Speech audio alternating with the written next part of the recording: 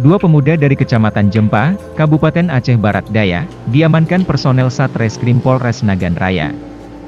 Mereka diduga melakukan tindak pidana pemerkosaan terhadap seorang gadis tunarungu. Terduga pelaku perbuatan yakni berinisial MR 28 tahun dan MA 25 tahun.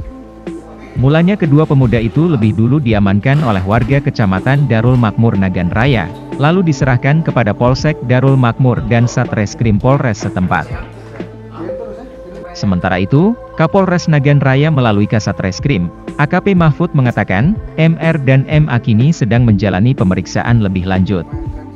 Keduanya akan ditahan hingga proses hukum tuntas dilakukan. Kita melakukan mengamankan dua orang yang ditangkap oleh masyarakat atas bantuan masyarakat dan Polsek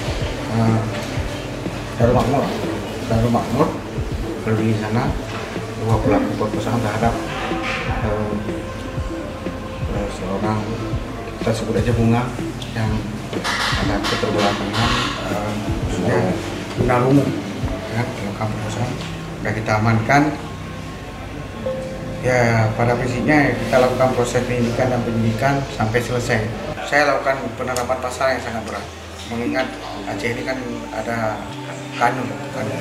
Nomor 6 kita selesaikan secara kanun, ya jangan nanti orang berpikir kanun ini nggak berat.